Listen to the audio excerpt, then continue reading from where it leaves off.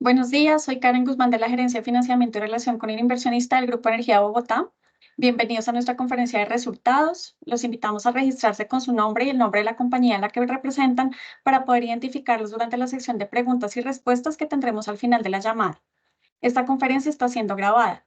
Los informes que fueron publicados el día de ayer en nuestra página web y están disponibles para su consulta. En la esquina superior derecha de sus pantallas podrán encontrar la sección de preguntas o respuestas o también nos pueden escribir vía chat o pueden levantar la manito al final de la sesión y con eso les damos acceso para una intervención en vivo. La llamada de hoy será liderada por Jorge Tavares, nuestro vicepresidente financiero, y contaremos con la participación de otros directivos para atender sus inquietudes. Le doy paso entonces a Jorge para que inicie la llamada. Buenos días, Jorge. Buenos días, Karen. Buenos días a todos y muchas gracias por su interés y atención. Tenemos unas páginas presentadas por ser el fin de año.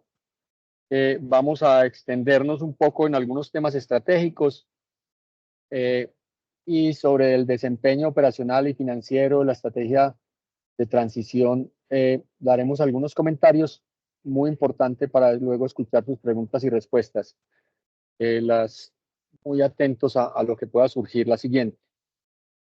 Acompañar a Eduardo, pues además de Karen acá, a las explicaciones. La siguiente. Entonces, lo primero, explicarles que el año fue un año bueno. Nosotros pues tuvimos una generación de caja, un crecimiento importante. Hubo factores que tuvieron una afectación importante en nuestros negocios.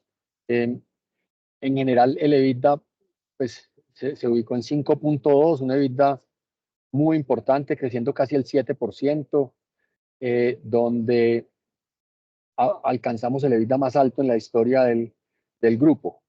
Hicimos aquí algunos de los años, cómo hemos venido creciendo consistentemente. Mostramos también los dividendos generados. Este año estamos proponiendo a la asamblea del próximo martes distribuir 2 billones de pesos entre nuestros accionistas y el retorno sobre el capital invertido por allá en niveles del 10-10,5%, lo cual es positivo. Presentamos una ligera disminución de 3 a 2.8 en la utilidad neta del grupo, que vamos a explicar en su momento, pero les adelanto, en principio, pues hubo un impacto de una vez muy significativo de Enel, en donde hubo ambas situaciones que no representan caja, pero sí hubo un deterioro importante en el proyecto de Wimpeshi, que a nosotros nos afecta en 284.000 millones, y además un tema que nos afecta a casi 70.000 millones asociado a la dada de baja, al impairment de una cuenta por cobrar que se tenía en Guatemala, asociado con el Instituto Costarricense de Electricidad por la planta de Chucas, donde en él pensaba y sus estados financieros reflejaban que lo iba a recuperar, pero finalmente salió un fallo judicial que no le da la razón a él. Eso no termina el litigio. Sin embargo, ya con ese fallo se dio de baja el activo. Si miramos como el dividendo propuesto de 251 pesos por acción, lo cual arroja una rentabilidad del 13%, nos parece importante que con la generación de caja y con el crecimiento del grupo, pues mantengamos un dividendo relevante para nuestros accionistas. Y si miramos en el EBITDA ajustado por segmento, vemos como transmisión de energía tiene el incremento mayor año a año. Este es el resultado de la estrategia. Nosotros hemos venido invirtiendo en transmisión de electricidad tanto en Colombia como en Brasil. Inclusive a futuro nos acabamos de ganar en Perú un proyecto Greenfield Yapay muy significativo, el más grande en más de una década en Perú, que ha sido licitado, y con ISA 50-50% en Yapay vamos a ejecutar ese proyecto que tiene un CAPEX básico del gobierno de alrededor de 800 millones de dólares. Generación de energía donde se ve ese impacto de Yapay, ese impacto de Wimpeshi y adicionalmente el fenómeno del Niño. Y ya les amplío un poco sobre el fenómeno del Niño y un año bueno en transporte de gas, aunque con algunos one-offs incluidos en ese resultado. Luego es muy notable que cuando miramos solo las compañías operadas en la mitad del gráfico, debajo de la bolita, esos 3.6 billones representan un crecimiento del 14%. Gracias por señalar. E incluso si nosotros normalizáramos el EBITDA total de 5.2, el crecimiento normalizado es del 15%. Yo creo que ese es uno de los mensajes más importantes que tenemos para los inversionistas, los accionistas. La siguiente.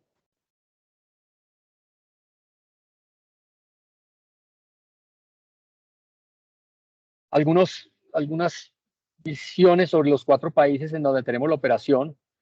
Primero, Colombia. Colombia tuvo un impacto del niño importante. Hay que recordar pues que este impacto, la última vez que se había vivido era 2015-2016. O sea, Colombia estuvo casi 7 años sin un impacto del fenómeno del niño, lo cual es muy positivo. Y la conclusión hoy ya de manera muy definitiva, a pesar de que hoy los precios de energía están altos en el spot, es que si ustedes miran, por allá en octubre fue que se tuvo el pico con precios muy altos del orden de 1.200 pesos por kilovatio hora. Hoy tenemos 700 pesos, pero veníamos alrededor de 600 por un periodo importante. Sí, los embalses han bajado en Colombia, pero es lo usual. O sea, los embalses son la batería y esa batería siempre en el ciclo hidrológico colombiano se gasta en el primer trimestre del año. Entonces eso es esperado, eso no es una sorpresa. Frente a la adjudicación por parte de Enel, o sea, el gobierno colombiano sacó a licitación el cargo por confiabilidad para el 27 y 28. Enel Colombia se adjudicó con el 25% de la subasta. La subasta total fue de 4.400 gigas, 4.4 gigas, y 90% de eso solar. O sea, la señal muy contundente de mercado es que eólico en Colombia pues no va a desarrollarse en el corto plazo. Eólico, el mayor potencial en Colombia es La Guajira, y La Guajira pues tiene muchas dificultades para operar, se están tratando de resolver, pero por ahora no se han resuelto. Y mm, notable también que de estos 4.400, ningún proyecto en La Guajira, ni siquiera solar. Yo creo que es una reflexión pues de la complejidad del territorio y pues lo que afectó a Enel en su momento en el proyecto Wimpech. Y un año que también se afecta a los resultados financieros de alguna manera es que pues el peso colombiano se fortaleció mucho el año pasado, 21% de revaluación, en el trimestre solamente el 15%, y por eso los resultados del trimestre nuestro tienen una volatilidad importante. Y voy a expandir en un minuto en eso. Si nos movemos a Perú, en Perú el año tuvo un impacto positivo por el fenómeno del niño. El gráfico de la izquierda en el medio es el crecimiento en la generación térmica. Nosotros, Cálida, es quien provee el gas a esa generación térmica. Y pues más de 20%, en algunos casos hasta el 50% de la demanda fue suplida con generación térmica. Ese es el crecimiento anual, o sea, hubo un crecimiento año a año por encima del 20% casi durante todo el año. Y eso representó negocios nuevos para Cálida porque, o adicionales, marginales, como un positivo del fenómeno del niño. En la flota de vehículos de gas natural vehicular se creció un 13%, eso es un crecimiento saludable, el gobierno está incentivando eso y está totalmente alineado con nuestros negocios. Y tanto en Perú como en Brasil como en Guatemala, el entorno macroeconómico de inflación ya se normalizó. 3.24 inflación en Perú, 2.91, no, 4.92, 4.62 en Brasil y 4.18 en Guatemala. Las tasas de interés han bajado, sobre todo en Perú han bajado más, aún le falta un poco, y en Colombia estamos un poco rezagados frente al control de la inflación y a la baja de tasas de interés, que sí esperamos ocurra durante el 2024. Lo que sí se normalizó, incluso tal vez sobre reaccionó, es el PPI, el IPP, en donde terminó casi en cero. De hecho, en el la primera cifra es negativa, y afecta pues incluso negativamente el negocio de TGI, ese IPP negativo. Y por último, abajo a la izquierda, va a haber una subasta en Brasil. Se confirma pues nuestra tesis de que en Brasil se necesita mucha inversión en transmisión de electricidad. Va a haber una subasta al final de este mes de más de 6.000 kilómetros de líneas. Esa cifra es muy importante. Pues la transición energética requiere transmisión, y eso es un punto más de confirmación de esto. La siguiente.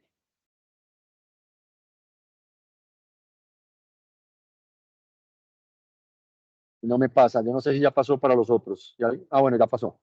Aquí algunos hitos operacionales que están asociados también a la estrategia. En transmisión, pues energizamos la línea de la Loma de 110 kilovoltios. Esto está asociado a también la puesta en operación del Parque La Loma de 187 megavatios. Enel es el líder de generación solar en Colombia. Tiene este proyecto y tiene 87 megavatios también del Paso operando. Ya el Paso incluso esta semana logró la operación comercial, lo que significa que ya empieza a generar cargo por confiabilidad. Y ya puede empezar a firmar contratos. Tal vez un paréntesis ahí, las centrales solares pues, las solares, el procedimiento que hay en Colombia para demostrar su operación comercial está más asociado a centrales hidráulicas.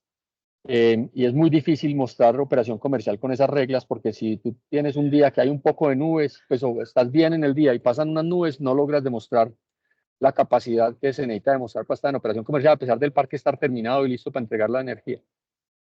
En Colectora, que nos preguntan tanto, pues en la parte sur de Colectora, que es Cuesteta La Loma, esta cifra está más actualizada, esta cifra es de marzo, vamos al 39%. Estamos avanzando decididamente, y creemos que a pocas semanas de que nos den la licencia ambiental para la parte norte de la línea Colectora.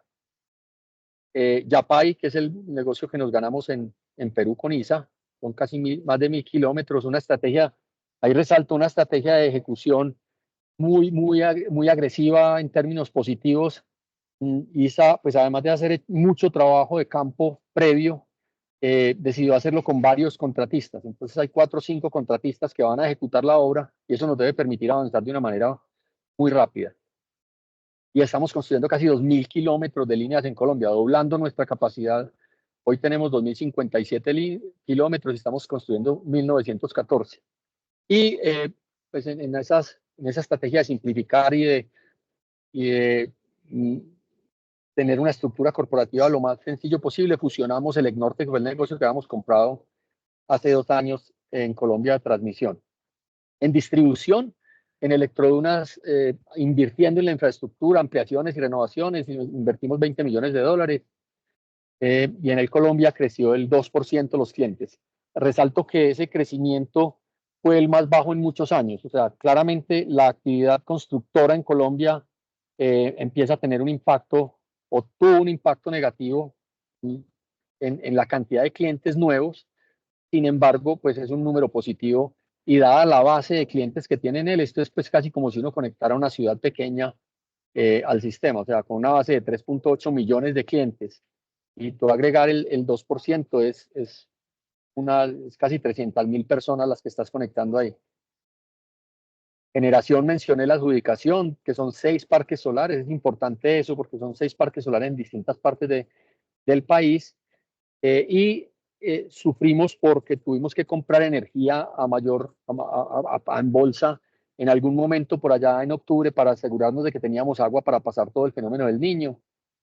Y ahí hago una pausa. En total, el Niño tuvo un impacto negativo en nuestros resultados de $70 millones durante el 24. $70 millones. ¿Esto es qué? Esto es la combinación de estas compras de energía en Colombia, un impacto muy significativo en generación en Panamá, donde también hubo que comprar energía para entregar, un impacto negativo en Electrodunas, que vendió menos electricidad y un poco menos en calidad, pero sobre todo Electrodunas vendió menos electricidad porque dada la temperatura del océano no hubo primera temporada de pesca. En Perú hay 2 temporadas de pesca, y la primera no hubo simplemente porque los peces estaban muy abajo por la temperatura del agua más arriba. Y 2 positivos. TGI transportó del orden de 50 millones de pies cúbicos octubre, noviembre, más o menos 30 millones de pies cúbicos en diciembre. Ahorita está transportando de ese orden pero ya está bajando esa demanda extra. Eso nos provee de cierta forma una cobertura al fenómeno del Niño. Y Cálida, como mostré, pues entregó más gas a las térmicas. Eso también generó un positivo. Pero en total fue un negativo y no trivial. A pesar de ese, pues los resultados están siendo los que mostramos. En transporte de gas, pues más o menos a lo que he mencionado, casi 500 millones de metros cúbicos, millones de pies cúbicos, y TGI pagó el crédito intercompañía que era en dólares al GEB. Eso nos generó una posición de caja al final del año muy importante que vamos a mencionar ahorita. Y TGI tomó crédito local en pesos. Entonces ahí mejoramos el perfil de vencimientos de la deuda total del grupo y eliminamos ese mismatch entre pesos y dólares de la deuda. Y finalmente, en distribución de gas, Cálida, 14% de clientes, 222.000 clientes adicionales. O sea, en Cálida, a pesar de haber cumplido ya las obligaciones de la concesión y ser un negocio que ya es relativamente maduro, pues agregamos casi 800.000 personas conectadas a la línea y consumiendo gas de nosotros. Y eso más los vehículos adicionales, más la térmica, hizo que vendiéramos 5.5% más de gas en el año. Y también en Contugas tuvimos un crecimiento importante del 20%. O sea, como pueden ver, hay positivos a lo largo de la cadena, a lo largo de los negocios operados y operados por nuestros socios. La siguiente.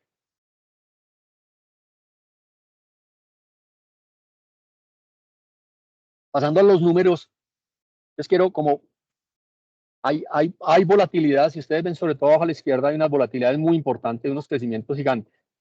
Hay dos efectos que tienen esto para ayudar a entender. Uno es la base del 22 y otro es el resultado o los impactos no recurrentes del 2023. La mayoría de esas cosas son no recurrentes, no todas buenas, algunas buenas. Entonces, en el 22 tuvimos en Contugas una reversión del deterioro contable que habíamos hecho. El negocio de Contugas ha mejorado significativamente.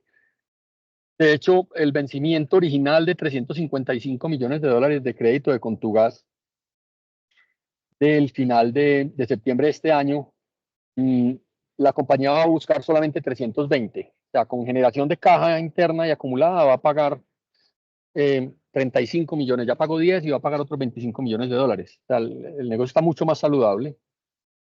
Y también hubo un reverso de unos ingresos por un laudo arbitral que perdió Contugas. Entonces, el neto de eso eran 20 millones de reversión allá en su momento. O sea, positivos del 22 que no se repiten en el 23. Y por eso hay una baja así importante. En Cálida también, en el 22 hicimos una transferencia de cartera al BID y eso generó un ingreso extraordinario no recurrente allá de casi 10 millones de dólares. De nuevo, eso hace que bajemos este año. Y en el Colombia también pues tiene una distribución de utilidades menor.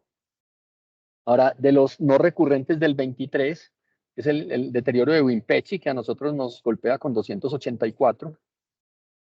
Y ISA tuvo un problema en Perú, en la subestación Yanango, que se tuvo que básicamente deteriorar porque se tuvo que reubicar. Entonces se perdió pues la inversión, la parte que llega a nuestro estado financiero son 34. Y estamos haciendo, esto es importante, estamos haciendo un ajuste en el cálculo de la EBITDA consolidado. Antes, por mucho tiempo, excluíamos los impuestos operativos. Después de debatir mucho, pues decidimos empezar a incluirlos. Se considera como más cercano a la operación que impuesto puro. Eso afecta principalmente el negocio de transmisión en Colombia.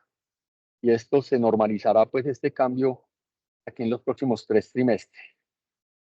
La fortaleza del dólar, la fortaleza del peso frente al dólar, tiene un impacto negativo en transmisión, porque pues facturamos en dólares a la TRM al final del mes, en la mayoría de nuestros ingresos, y porque cuando tomamos, por ejemplo, los ingresos o las utilidades de Cálida, que es dolarizada, o de Guatemala Trex que son dolarizadas, y las convertimos a pesos, pues tenemos un menor impacto. Entonces eso tuvo una afectación negativa también. Ya con esa explicación, pues muchos de estos sobresaltos del trimestre, sobre todo, se explican. Y paso a explicar la gráfica. yo creo que lo principal es ese crecimiento de la utilidad operacional en el año. Aquí hay cifras trimestre y cifras año. Las cifras trimestre son las que son los recuadros de mano derecha de cada uno de los bloques, donde aumentamos al 24.4% en los 12 meses. Y transmisión es el que principalmente impulsa eso. Si nos vamos acá, ingresos, costos y gastos, en ingresos en el año llegamos casi a 8 billones, creciendo al 16%. Tuvimos un trimestre creciendo al 12% con 214 de incremento, todo esto en miles de millones de pesos. Y ahí vemos en esos ingresos como el negocio de transmisión con 17% es el que principalmente aporta. Y eso es la estrategia en juego. O sea, nosotros hemos venido invirtiendo en transmisión y hemos puesto líneas en operación además. En costos operacionales, en el año crecen al 13%, muy por debajo del 16% de crecimiento. Alguien me ayuda señalando un poco de los ingresos, incluso pues con unos efectos de conversión negativos también de 16%. Y allí vemos un control de costos a nivel de transporte de gas natural del 5% negativo. Y este crecimiento exagerado, llamémoslo de transmisión, está explicado por lo que mencionaba en parte líneas operativas nuevas, en parte estamos reconociendo, no, parte las líneas operativas nuevas que implica gastos de las líneas operativas y también cuando ya está operando empezamos a tener una depreciación incluida ahí. Y en gastos administrativos, que son una base mucho menor, los costos operacionales son del orden del 80% de los costos y gastos totales. La base es mucho menor. Tenemos un incremento más moderado, 8.1% durante los últimos 12 meses, alcanzando casi 1 billón de pesos, 971.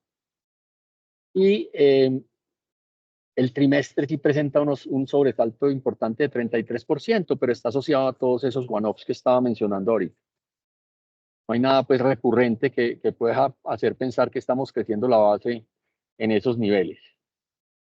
Si saltamos a utilidad operacional, ya mencionaba, y neta, ya mencionaba el 24.4, 2.7 billones de utilidad operacional. Y si vemos el cambio, los bloques de utilidad operacional hasta utilidad neta, pues lo principal son los gastos financieros. Claramente tenemos unos gastos financieros mucho mayores. Las tasas de interés en Colombia siguen siendo altas y los reprecios, pues tanto a inflación como a IBR de nuestro portafolio tuvo ese impacto. Además, tenemos un poco más de deuda. Nosotros, pues, adquirimos deuda para el negocio de Brasil y eso en parte se ve reflejado ahí, a pesar de que obviamente, pues, también nos generan ingresos por el método de participación. Todavía no nos aportan a la EBITDA la última compra de Brasil, pero sí al método de participación. La siguiente.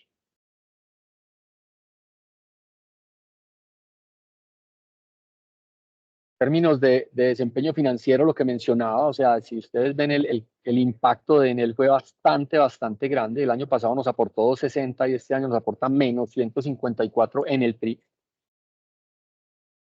trimestre. O sea, casi básicamente las inversiones no aportaron método de participación durante el trimestre. Insisto, es no recurrente la mayoría de esos. Por el otro lado, vemos en Gebras un incremento positivo y eso es asociado a la inversión de Quantum, que esto lo compramos, una parte de Quantum lo compramos a través de Argep, que está consolidando a través de Gebras, y eso nos muestra ese 74% de incremento, y también en CTM vemos esa baja gigante de 43 a menos 15. En Argo, en parte esa bajada de Argo es por la menor inflación y menores ingresos, y una serie de factores que afectan, pero en el largo plazo, pues esto no se repetiría en una baja de este nivel en Argos. Y por otro lado, Promigas pues nos aportó casi el doble de utilidades durante el trimestre. En términos de proyección de CAPEX, de resaltar esa inversión muy significativa que hacemos durante el 23, 455 millones de dólares. La mayor parte de eso, el pico de inversión de transmisión en Colombia, esos casi 2.000 kilómetros que estamos construyendo. y distribución de gas natural. En solo Cálida invertimos del orden de 110, 105 millones de dólares. Lo otro a resaltar es, pues mantenemos el nivel de inversiones este año con un poco más de participación del transporte de gas natural y en distribución también, perdón, en transmisión también es terminar el proyecto de Guatemala, en donde tenemos muy poco por terminar nuestro proyecto, pues y acabamos de firmar la extensión de 3 años del contrato de construcción, lo cual nos disminuye riesgos y nos da pues el plazo justo, un plazo adecuado para terminar el proyecto. Un poco más baja esa proyección de 5 años a 1.3 billones, antes teníamos casi 1.5, 1.4 después. Esto no implica cambios en los proyectos que estamos ejecutando, es simplemente la actualización del CAPEX que nos falta por ejecutar en los proyectos. Y obviamente siempre buscamos cómo llenar allá el 27 y 28 con nuevos proyectos orgánicos. La ventaja es que si no encontramos proyectos orgánicos, como mencionaba, por ejemplo, la UME decidió no adjudicar un proyecto recientemente que estábamos dispuestos a hacer. Si esto no se da, pues seguiremos con la estrategia inorgánica de comprar compañías en un sector que hay oportunidades de comprar compañías significativas. La siguiente.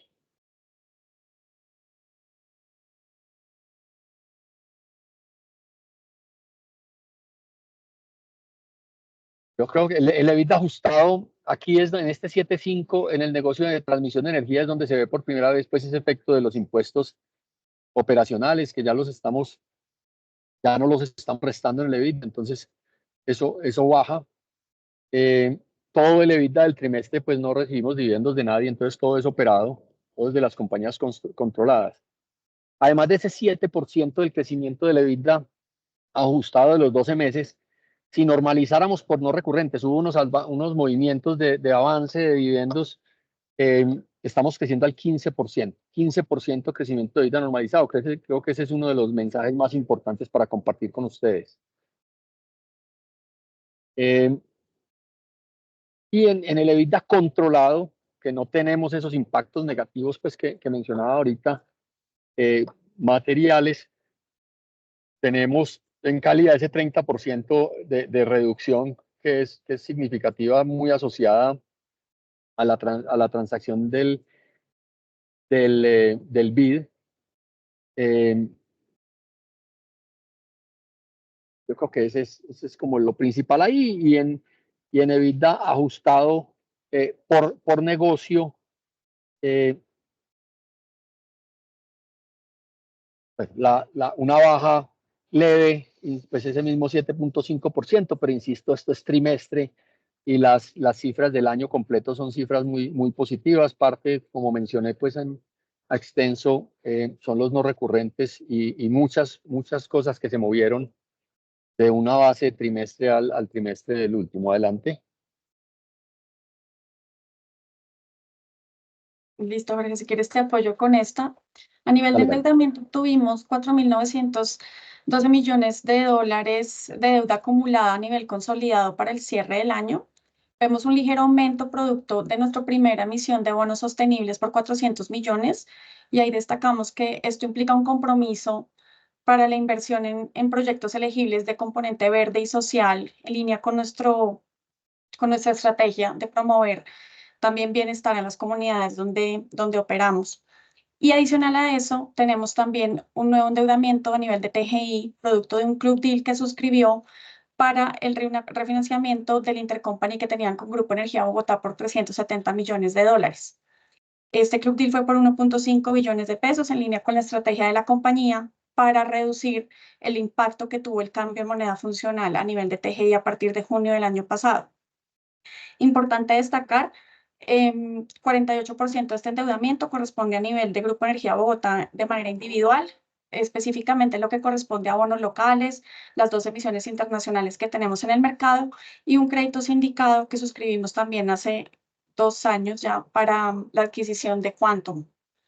En términos de moneda, el 65% a nivel consolidado corresponde a deuda en dólares, el resto está distribuido entre pesos y soles, con algunas coberturas a nivel de Cálida y de TGI para convertir a moneda funcional.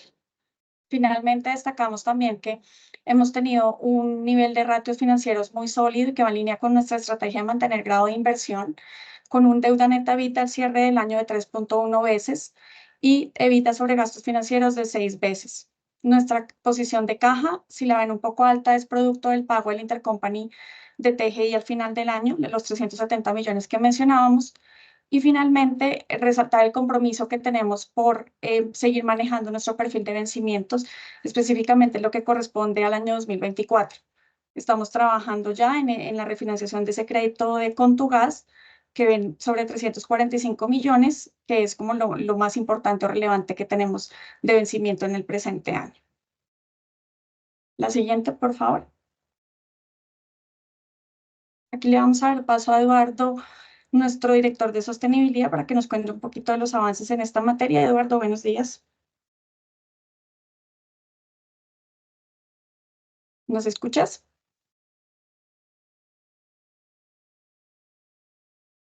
Si quieres, Hernán Mauricio, que puedes ir ¿Ustedes cubriendo me si escuchan? prefieres. ¿Me Ah, están ya sí, dale, escuchando? Eduardo.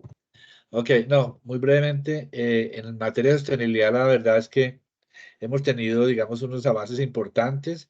En el tema del Dow Jones Sustainability Index, ahí se puede ver la evolución desde el año 2019 al 23, subiendo al punto que en el año 2023 tuvimos la más alta calificación en el índice en América, desde pues, Patagonia hasta Alaska, con 81 puntos, y de hecho en el componente social el más alto de todo el sector de gas utilities en el mundo en el que estamos. Y esa buena gestión en materia social, digamos, la hacemos, pues digamos, tiene varios beneficios. Por un lado, pues es evidente en el proyecto Colectora cómo logramos hacer 235 consultas previas de manera muy eficaz y transparente, lo que ha venido abriendo el camino para el desarrollo del proyecto Colectora. Otro indicador importante es el que se conoce como el Carbon Disclosure Project, que también, como se puede ver ahí en la gráfica, hemos venido mejorando significativamente, y básicamente eso tiene que ver con la provisión de información transparente al mercado sobre nuestra gestión en temas climáticos. En el tema, en el área lo que llamamos prosperidad compartida, que es básicamente el compromiso con buscar que en el entorno de nuestras actividades y proyectos haya un entorno favorable a la empresa, pues hemos invertido sumas importantes de dinero en capacitación, en comunidades, etcétera. Y todo esto, pues, lo hemos visto, digamos, reflejado en una disminución sensible de las dificultades para avanzar en los proyectos en cuanto a las comunidades se refiere. En materia de gestión ambiental, pues tenemos un sistema de gestión ambiental certificado en TGI, en Cali, en Enlaza y en GEP. Y en temas de derechos humanos, las debidas diligencias para todas las filiales las hemos hecho. Tenemos una estrategia muy agresiva de diversidad e inclusión, no solamente en las empresas, sino con nuestros contratistas.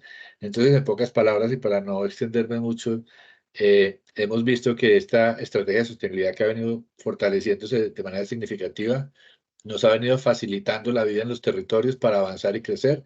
Creemos que una estrategia sólida de sostenibilidad efectivamente es una condición necesaria para no encontrar dificultades en los territorios, y adicionalmente estamos tratando de que la estrategia de sostenibilidad, además de esos beneficios territoriales, nos ayude también a conseguir condiciones de financiamiento más favorables. Entonces, los beneficios de la estrategia de sostenibilidad son varios. En resumen, facilitarnos la vida en los territorios, poder crecer en los territorios sin dificultades, avanzar los proyectos y buscar condiciones de financiamiento más favorables. Muchas gracias, Eduardo. Y La gracias, Eduardo. siguiente. Yo incluso reforzaría, o sea, lo interesante de esto es que hay una alineación con el negocio muy clara. O sea, cuando uno está haciendo 2.000 kilómetros de línea de transmisión, si no tiene buen relacionamiento con las comunidades, pues no puede esperar salir adelante exitosamente de manera simple. Y ese reconocimiento, pues, de un benchmark, los que lo conocen en detalle saben lo estricto que es, porque cada vez las compañías van subiendo los estándares. Es un blanco móvil difícil. Quedar de primero es algo muy positivo y que, insisto, está alineado con el negocio.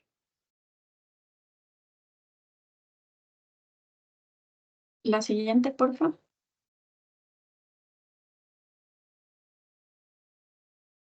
resumen, gracias Eduardo. En resumen, tenemos unos resultados positivos. La transmisión de energía, que es nuestra estrategia principal, entregando resultados. Dos impactos negativos que no son caja adicional, son efectos contables en cada una de las compañías muy significativos que nos afectan adicionalmente a lo que mencioné del dólar, del peso dólar, un fenómeno del niño que pues ya está en sus últimas y tuvo un efecto negativo por nuestro portafolio hidráulico, los negocios controlados con una participación muy relevante en el EBITDA y unos avances concretos muy tangibles en toda nuestra estrategia de sostenibilidad. Con eso, Karen, te lo paso para preguntas. Gracias, Jorge. Tenemos ya un par. En esta primera pregunta nos va a apoyar Jaime Orjuela, nuestro director de regulación. Viene de Ana Huasca, de Corredores de Vivienda. Quisiéramos saber su opinión sobre la viabilidad del proyecto de importar gas de Venezuela. Aproximadamente cuánto costaría poner a funcionar el gasoducto que conecta este país y cuánto es el tiempo estimado para este proyecto. Hola Karen y todos, buenos días. ¿Me escuchan bien? Sí, Jaime, muchas gracias. Listo.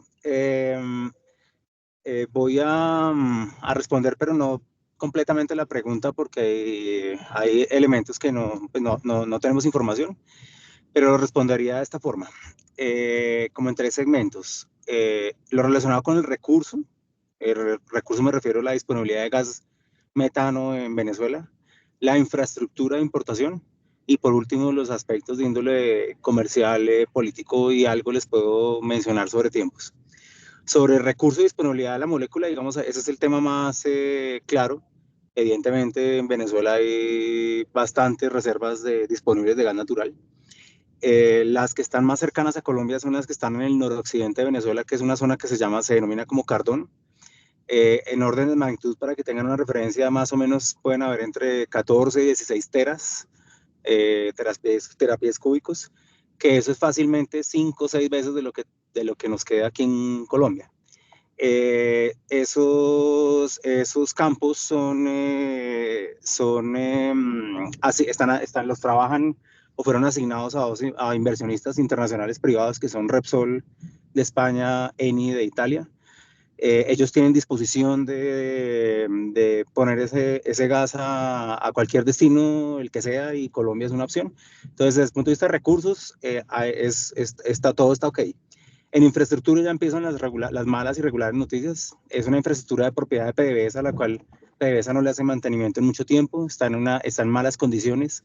Hay tramos del gasoducto, lo que conocemos como el gasoducto Antonio Ricaurte, que es el que conecta aquí con nuestras instalaciones en Guajira, que requerirían ser repuestas, construidas de nuevo.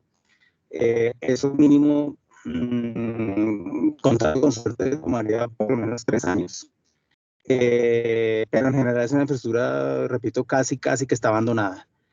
Y por último, los temas comerciales y políticos es que pues para traer ese gas se requieren acuerdos comerciales y en buena parte están supeditados a los acuerdos políticos de nivel internacional. Lo que pasó con el acuerdo de Barbados está obviamente relacionado con aspectos geopolíticos, con que Venezuela está dispuesta a realizar elecciones libres y demás, lo cual pues creo que eso no hay que explicarlo, pero digamos el panorama es bien grisoso. Entonces yo diría que en el corto plazo, en términos de pocos años, no es viable traer gas de Venezuela. Si las cosas cambian, diría que es algo más posible a algo así como unos, diría, 5 años vista. Eso es más o menos. Cifras, repito, de CAPEX, pues eso dependerá mucho cuando en su momento haya una posibilidad de diagnosticar el estado real del gasoducto Antonio Ricaurte. Listo, Jaime, muchas gracias. Incluso, pues, sin entrar en discusiones políticas, pues claramente es mucho más viable explorar y desarrollar gas colombiano que superar todos los obstáculos y lo que Jaime ha mencionado. Creo que no sobra enfatizar eso, pues además del offshore de Ecopetrol, que es un tema demorado, claramente demorado y que sale a unos costos importantes, pues no dar por sentado que es que tenemos gas en el país y no lo vamos a explorar y a explotar. Ese sería el camino más viable para tener gas en el país. De acuerdo, Jorge, y solo tal vez agregaría, pues obviamente el complemento que brinda la importación, pero importación por plantas de regasificación como la existente en Cartagena. Listo, muchas gracias a los dos. Tenemos ahora una pregunta en la que nos va a colaborar Julio Alarcón, nuestro gerente de consolidación y gestión tributaria. ¿Podrían explicar a qué corresponden los impuestos operativos que se incluyeron en el cálculo de EBITDA según el informe de resultados? Buenos días. Leo. Digamos que la respuesta la voy a dar volteando un poco la pregunta. Digamos, nosotros teníamos la métrica dentro del cálculo del EBITDA de excluir todos los impuestos que tenía la compañía, no solamente el impuesto de renta. A raíz de la emisión última de bonos que hicimos y la revisión de esa métrica, se decidió tomar para el cálculo del EBITDA excluir únicamente el impuesto sobre la renta. Entonces, cuando hablamos de, entre comillas, incluir los impuestos operativos, no es otra cosa que no excluirlos del cálculo de la EBITDA, sino, como repito, solamente excluir de esa métrica y de ese indicador el impuesto sobre la renta. El resto de impuestos entran a ser parte de la apuración del EBITDA y no se excluyen para su definición y cálculo. Muchas gracias, Julio. Y este es un cambio que vamos a implementar a futuro. Entonces, este es el primer trimestre, pero de ahora en adelante solamente excluiremos el impuesto de renta para el cálculo del EBITDA. Correcto. Gracias a los dos. Tenemos otra inquietud de Héctor Herrera Gurel. ¿Ustedes ven viable seguir trabajando en La Guajira ya que varias empresas están vendiendo sus empresas de energía?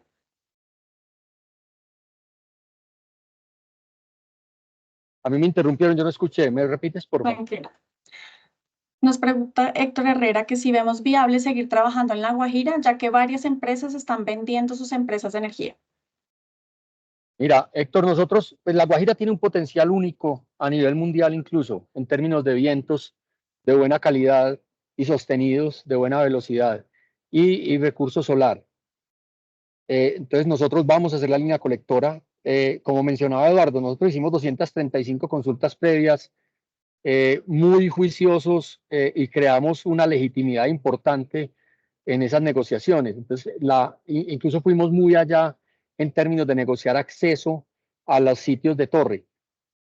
Como lo estamos comprobando en la parte sur, que eran menos consultas previas, pero que igual es un territorio muy afín, estamos desarrollando, vamos al 40% de avance en el proyecto. Entonces, nosotros vamos a hacer línea colectora, estamos esperando la licencia para ejecutar. Yo resalto que comparado con un parque solar, un parque eólico, hacer una línea de transmisión es mucho menos intrusivo en las comunidades.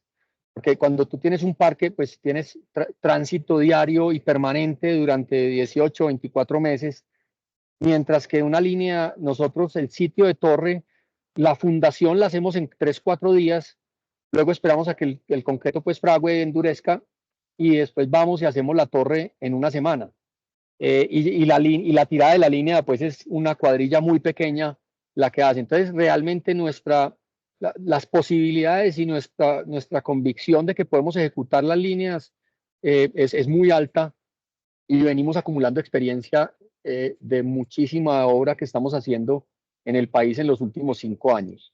En La Guajira se puede trabajar, vamos a hacer las líneas e incluso pues cuando personas del potencial comprador del proyecto Wimpechi se acercaron a la comunidad, el mensaje que recibió de la comunidad fue un mensaje muy positivo. O sea, no es la comunidad la que se opuso a Wimpechi.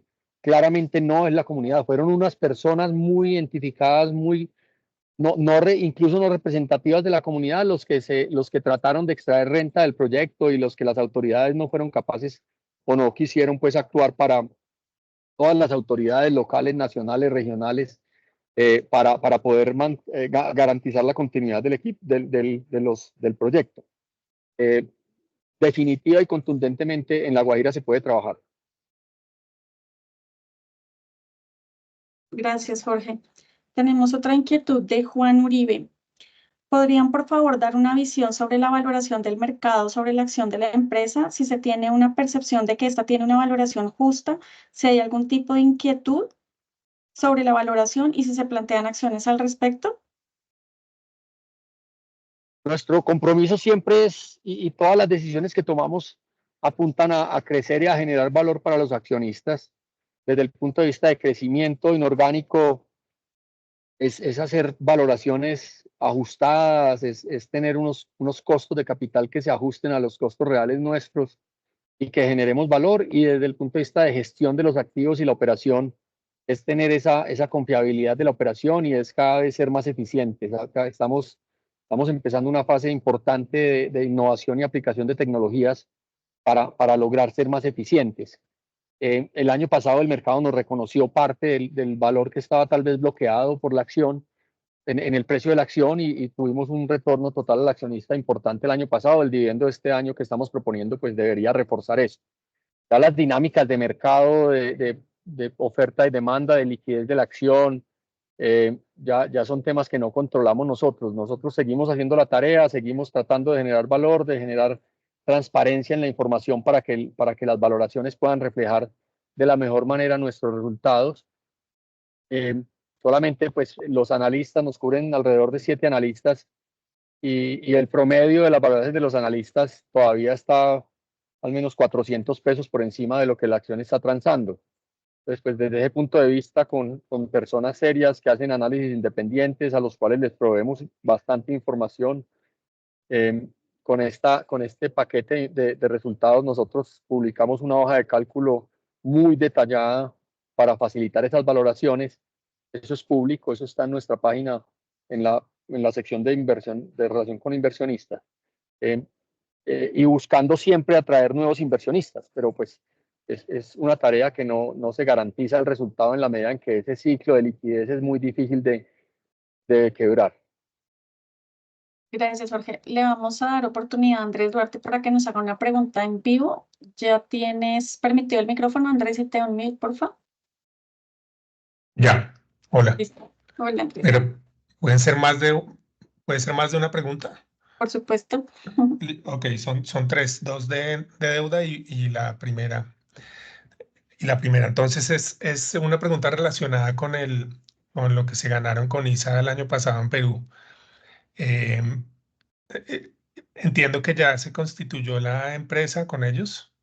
Quiero es entender, digamos, el intangible correspondiente, ¿quién lo registra? ¿Ustedes o ellos o quién consolida y quién no?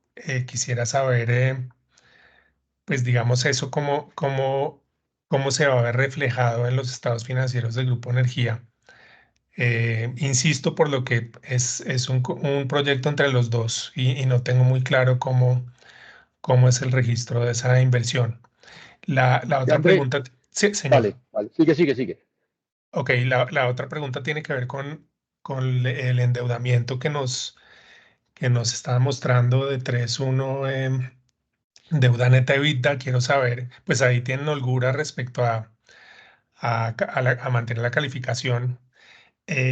Quiero saber si la expectativa para el cierre del año, durante el año, es mantenerse ahí o incrementar el endeudamiento.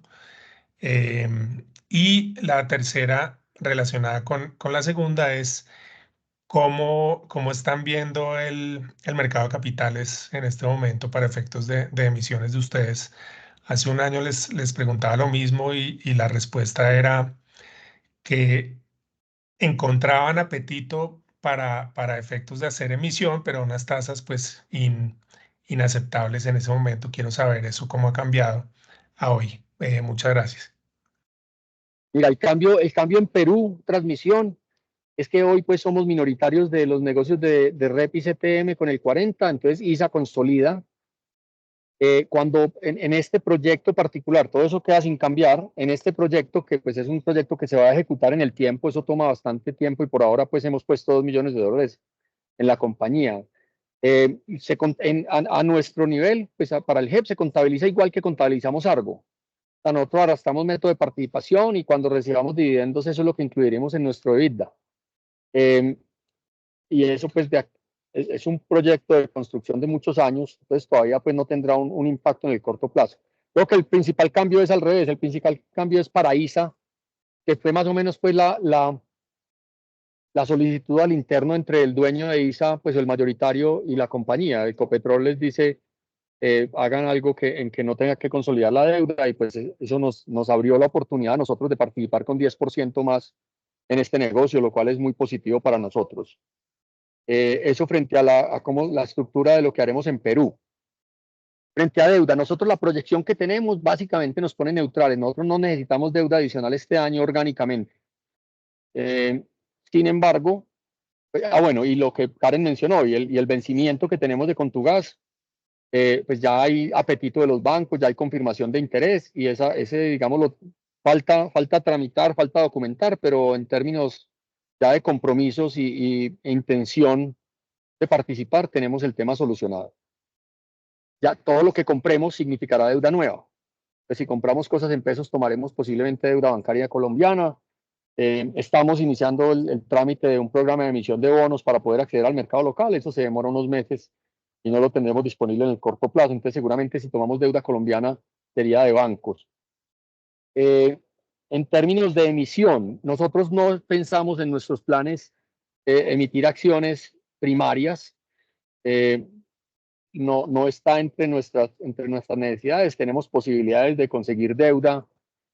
Todavía, pues si uno sumara simplemente, tendríamos más de 1.000 millones de posibilidades de comprar compañías. No es la intención irnos hasta allá. Nosotros estamos viendo varias oportunidades de inversión en los 3 países, pero nunca llegaríamos pues a 1.000 millones de dólares este año, porque con lo que tenemos hoy no hay esas necesidades. Y pues cualquier transacción que no haya empezado todavía seguramente se demora pues más de 6 meses en ejecución, entonces difícilmente estaríamos pagando antes de fin de año. Y ahí informaremos pues al mercado en la medida en que haya oportunidades. Frente a la venta de las acciones del distrito, el distrito no ha tomado ninguna decisión de venta de sus acciones. Lo único que ha pasado hasta ahora en concreto es que hay una reglamentación en donde la administración distrital tiene que anunciar al consejo de la ciudad si va a vender compañías, activos, y el GEB está en la lista de este año, pero estaba en la lista del año pasado. Entonces lo pusieron, según entendemos, para mantener flexibilidad, pero no hay ninguna decisión de ejecutar. Claramente el precio de la acción ha mejorado, creemos que tiene más potencial de mejora, está por encima del valor intrínseco, lo cual para la venta, una potencial venta del distrito podría ser útil, pero no hay nada en concreto en ese sentido en este momento, Andrés. Gracias, Jorge. Gracias, Andrés. Tenemos una pregunta también de Estefanía Mosquera de Credit Corp, sobre la cual nos va a apoyar también Jaime Orjuela, nuestro director de regulación. ¿Qué opinan de la mención en el boletín de la CREC, donde se menciona para la costa una disminución en el costo por pérdida de energía y un menor reconocimiento de costos de operación mantenimiento en los cargos de distribución? Hola, Karen. Creo que el boletín al que se refieren en la pregunta es un comunicado de prensa que emitió, creo que ayer, la CREC, en vista de una demanda que fue interpuesta por un nuevo gremio que existe, en el cual pues, es protagonista una de las empresas que presta el servicio en el Caribe. En ese boletín hay, creo que 6 puntos. Los 4 primeros de ese boletín realmente se refieren más a medidas que ya ha adoptado la CREG o que ha propuesto la CREG, sobre todo encaminadas al mercado de energía mayorista, o sea, los precios de generación, que de alguna u otra forma, yo creo que más indirecta que directamente, al final se han incidido en esos precios relativamente bajos que hemos visto en los últimos meses, a pesar de que estamos inmersos en fenómeno del Niño. Y hay otros 2 puntos adicionales creo que son a los que se refieren en la pregunta, que la verdad son un poquito ambiguos en el comunicado. No conocemos el detalle, la verdad, pero todo indicaría que se refieren a los procesos propios de aplicación de las metodologías tarifarias. En el Caribe colombiano, como creo que todos sabemos, hay un régimen especial. Perdón, yo lo silencié por error, Tranquilo. Dale, Jaime. Ok. Entonces, las metodologías tarifarias no es algo que se aplique una sola vez en el tiempo, y creo, pero estamos la verdad suponiendo porque el comunicado no es claro, se refieren a ajustes propios del proceso de aplicación de las tarifas que tendrían, según lo que menciona la CREG, alguna incidencia en esas dos componentes, en AOM y pérdidas, pero sí también podría mencionar que no son medidas estructurales, creo que definitivamente medidas, digamos, más estructurales en el Caribe, adicionales a esas cosas tan puntuales particulares, seguramente van a suceder cuando se restablezca el quórum en la CREG y analice el tema un poco más como de fondo y de forma estructural. Muchas Yo gracias, ampliaría Jaime. también complementando. Nosotros creemos que es muy importante que la CREG opere, que la CREG tenga la institucionalidad como está diseñada, porque el sector requiere mucha atención, el sector requiere que haya comisionados en firme, que tengan carácter técnico y que tengan la independencia requerida para tomar decisiones técnicas y no políticas. Eso creo que es muy importante y debería pues, ocurrir en aras de solucionar los problemas de largo plazo. Insistir que la situación de la distribución en Colombia o de las tarifas eléctricas en Colombia es distinta para los dos operadores de la costa que para el resto del país. En él tiene las tarifas de las compañías grandes de Colombia, las tarifas más baratas, y en la costa, en algunas de las compañías, la tarifa es 30% superior a la tarifa de Enel, la tarifa que se cobra a los usuarios finales. Entonces, Colombia no requiere una solución a las tarifas única, porque los mercados tienen unas características. De hecho, la regulación con la que operan Afinia y Aire es una regulación distinta a la que operan el resto de compañías del país. Entonces, con mayor razón se necesita que haya carácter técnico y que haya operación real y que esté activa la Comisión de Regulación de Energía y Gas. Entonces, es importante mantener eso en cuenta cuando se mire al sector. Y tercero, tal vez siendo un poco provocativo, Jaime mencionó un gremio nuevo, pues realmente el gremio, la palabra gremio que agrupe a entidades del sector, pues este no es un gremio, este es básicamente una entidad que está ahí representando a unos intereses muy particulares y creo que la información que se recibe de allí debe analizarse en ese contexto. No es un gremio que consensúa y no es un gremio que esté velando por los intereses de largo plazo del sector, sino que está pues con un interés muy particular. Gracias, Jorge. Tenemos una intervención también de Sebastián Gallego de Ashmore. Espérame, ya te permito el micrófono. Listo, Sebastián, ya te puedes quitar el mío. Buen día, ¿me escuchan? Sí. Perfecto, muchas gracias por la presentación. Tenía también varias preguntas. La primera es, Jorge, si nos puedes dar un repaso de los dividendos esperados por parte de las inversiones para este 2024 que espera recibir GDB, y un poco si nos puedes también dar un repaso de ese flujo de caja operacional en el separado de GDB para este año 2024. La segunda pregunta tiene que ver con, también en línea con los dividendos, pues se viene incrementando la inversión en ese segmento de transmisión. Quería tener un poco de mayor detalle y profundizar en cómo está el outlook para empezar a recibir esos dividendos, digamos, de ese segmento particular de transmisión vía Enlaza o vía Elec Norte o vía algunos de esos vehículos que están principalmente en transmisión. Y luego quería preguntarte finalmente en TGI un poco con el panorama que describieron ahorita de Venezuela, también con el retraso que esperamos en los campos de Ecopetrol en el offshore. ¿Cuál es el plan y la estrategia a nivel TGI un poco en términos de sostenibilidad de la compañía? Gracias. Claro, entonces mira, sobre dividendos, básicamente las principales compañías pues, que nos pagan dividendo en él tiene una fórmula y pues ya propuso su dividendo, que es el 90% de las utilidades. Y eso es una fórmula que hasta cuando el endeudamiento sea 1.5 veces, se reparte el 90 y eso es lo que esperamos que pase durante los próximos años. Cálida está repartiendo lo máximo legal, es el 100%, pues básicamente lo que reparte. TGI tiene unos impactos de tasa de cambio, de diferencia en cambio no caja, y esperamos que nos reparta del orden del 62%, alguien me corrige si lo estoy diciendo el que no es, del orden del 60%, en ese rango de magnitud es lo que esperamos recibir de dividendos de TGI, y ahí cubro los tres principales activos que nos afectan. En LASA, todavía los flujos de Enlaza son en el GEP. Nosotros estamos publicando de Enlaza, de transmisión, perdón, el consolidado, porque la creación de Enlaza no se llevó los activos todavía, los activos están en el GEP. Entonces allí no hay un flujo pues de dividendos de Enlaza, sino que ese es el flujo de caja que tenemos acá, y no es necesario que nos reparta dividendos, y ya te cubrí la mayoría pues de los activos. Frente a tal vez los dividendos de transmisión, Enlaza ya lo mencioné, y lo segundo es Brasil. Como dije, nosotros esperamos que haya un dividendo muy significativo de Argo, del orden de $100 millones el año entrante a más tardar, y es posible que eso lo adelantemos. Y a partir de ahí ya sí hay un flujo de caja, un flujo de dividendos estable con el portafolio actual desde Brasil hacia Colombia. Gebras, por su parte, ha venido pagando la deuda en principio.